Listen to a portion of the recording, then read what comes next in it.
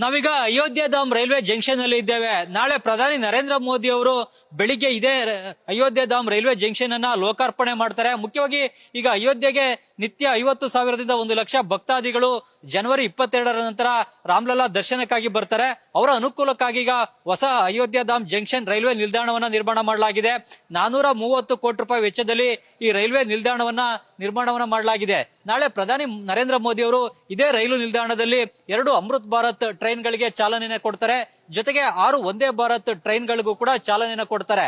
2 ಅಮೃತ್ ಭಾರತ್ ಟ್ರೈನ್ಗಳು ಪೈಕಿ ಒಂದು ದೆಹಲಿಯಿಂದ ಅಯೋಧ್ಯ ಮತ್ತು ಬಿಹಾರದ ದರ್ಬಾಂಗ್ ವರೆಗೂ ಕೂಡ ಚಲಿಸುತ್ತೆ. ಮತ್ತೊಂದು ಅಮೃತ್ ಭಾರತ್ ಟ್ರೈನ್ ಪಶ್ಚಿಮ ಬಂಗಾಳದ ಮಾಲ್ಡಾದಿಂದ ಬೆಂಗಳೂರಿನ ಬೈಯಪ್ಪನಹಳ್ಳಿಯಲ್ಲಿರುವ ವಿಶ್ವೇಶ್ವರಯ್ಯ ಟರ್ಮಿನಲ್ ವರೆಗೂ ಕೂಡ ಚಲಿಸುತ್ತೆ. ಅದೇ ರೀತಿಯಲ್ಲಿ 6 ವಂದೇ ಭಾರತ್ ಟ್ರೈನ್ ಗಳಿಗೂ ಕೂಡ ನಾಳೆ ಪ್ರಧಾನಿ ನರೇಂದ್ರ ಮೋದಿ ಅವರು ಇದೇ ರೈಲು ನಿಲ್ದಾಣದಲ್ಲಿ ಚಾಲನೆಯನ್ನು ಕೊಡಲಿದ್ದಾರೆ. ಕೊಯಮತ್ತೂರಿನಿಂದ ಬೆಂಗಳೂರಿಗೆ ಸಂಚರಿಸುವ ಒಂದು ವಂದೇ ಭಾರತ್ ಟ್ರೈನ್ಗೂ ಕೂಡ ಚಾಲನೆಯನ್ನು ಕೊಡ್ತಾರೆ. ಅದೇ ರೀತಿಯಲ್ಲಿ ಮಂಗಳೂರಿಗೂ ಚಲಿಸುವಂತ ಮತ್ತೊಂದು ವಂದೇ ಭಾರತ್ ಟ್ರೈನ್ಗೂ ಕೂಡ ನಾಳೆ ಪ್ರಧಾನಿ ನರೇಂದ್ರ ಮೋದಿ ಅವರು ಚಾಲನೆಯನ್ನ ನೀಡಲಿದ್ದಾರೆ.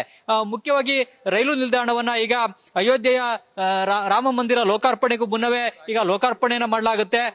ಮುಖ್ಯವಾಗಿ ಜನವರಿ ತಿಂಗಳಿನಲ್ಲಿ ರಾಮ್ಲಲ್ಲಾನ ಗರ್ಭಗುಡಿನಲ್ಲಿ ಪ್ರತಿಷ್ಠಾಪನೆ ಮಾಡೋದ್ರಿಂದಾಗಿ ದೇಶದ ಎಲ್ಲಾ ಕಡೆಯಿಂದಲೂ ಕೂಡ ಅಯೋಧ್ಯೆಯ ರಾಮ ಮಂದಿರವನ್ನು ನೋಡ್ಲಿಕ್ಕಾಗಿ ರಾಮ್ಲಲ್ಲಾ ದರ್ಶನವನ್ನು ಪಡೆಯಲಿಕ್ಕಾಗಿ ನಿತ್ಯ 50,000ದಿಂದ 1,00,000 ಜನರು ಅಯೋಧ್ಯೆಗೆ ಬರ್ತಾರೆ. ಅವರ ಅನುಕೂಲಕ್ಕಾಗಿನೇ ಈಗ ಹೊಸದಾಗಿ ಈ ರೈಲು ನಿಲ್ದಾಣವನ್ನ ನಿರ್ಮಾಣ ಮಾಡಲಾಗಿದೆ.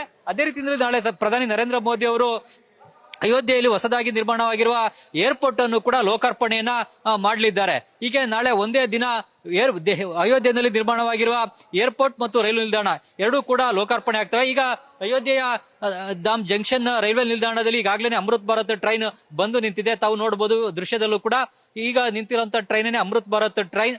ಈ ಟ್ರೈನ್ಗಳೇ ಈಗ ನಾಳೆ ದೆಹಲಿಯಿಂದ ಅಯೋಧ್ಯೆ ಮೂಲಕ ಬಿಹಾರದ ದರ್ಬಾಂಗ್ ಹಾಗೂ ವೆಸ್ಟ್ ಬೆಂಗಾಲ್ನ ಮಾಲ್ಡಾದಿಂದ ಬೆಂಗಳೂರಿನ ಬೈಯಪ್ಪನಹಳ್ಳಿಯಲ್ಲಿರುವ ವಿಶ್ವೇಶ್ವರಯ್ಯ ಟರ್ಮಿನಲ್ ವರೆಗೂ ಕೂಡ ಚಲಿಸ್ತವೆ. ಈ ಟ್ರೈನ್ಗಳಿಗೆ ನಾಳೆ ಪ್ರಧಾನಿ ನರೇಂದ್ರ ಮೋದಿ ಅವರು ಹಸಿರು ನಿಶಾನೆ ತೋರುವ ಮೂಲಕ ಚಾಲನೆಯನ್ನ ನೀಡಲಿದ್ದಾರೆ. ಜೊತೆಗೆ ಈ ಅಯೋಧ್ಯೆಯ ಏರ್ಪೋರ್ಟ್ ನ ಬಳಿ ಈಗಾಗಲೇ ಒಂದು ಸಭಾ ಕಾರ್ಯಕ್ರಮ ಕೂಡ ನಿಗದಿಯಾಗಿದೆ. ಆ ಸಭಾ ಕಾರ್ಯಕ್ರಮದಲ್ಲಿ ಜನರನ್ನು ಉದ್ದೇಶಿಸಿ ಪ್ರಧಾನಿ ಮೋದಿ ಅವರು ಮಾತನಾಡಲಿದ್ದಾರೆ. ಈ ಜೊತೆಗೆ ಇನ್ನು ಬೇರೆ ಬೇರೆ ಅಭಿವೃದ್ಧಿ ಕಾಮಗಾರಿಗಳಿಗೂ ಕೂಡ ನಾಳೆ ಪ್ರಧಾನಿ ಮೋದಿ ಅವರು ಅಯೋಧ್ಯೆಯಲ್ಲಿ ಚಾಲನೆ ನೀಡಲಿದ್ದಾರೆ. ಒಟ್ಟು 15,700 ಕೋಟಿ ರೂಪಾಯಿ ಅಭಿವೃದ್ಧಿ ಯೋಜನೆಗಳಿಗೆ ಶಂಕುಸ್ಥಾಪನೆ ಮತ್ತು ಉದ್ಘಾಟನೆಯನ್ನ ನಾಳೆ ಪ್ರಧಾನಿ ನರೇಂದ್ರ ಮೋದಿ ಅವರು ಅಯೋಧ್ಯೆಯಲ್ಲಿ ನೆರವೇರಿಸಲಿದ್ದಾರೆ. ಕ್ಯಾಮರಾಮನ್ ರಘು ಜೊತೆ Chandramohan, news first, Ayodhya. News first ನಿರ್ಭೀತಿಯಿಂದ ನಿಮ್ಮ ಪರವಾಗಿ.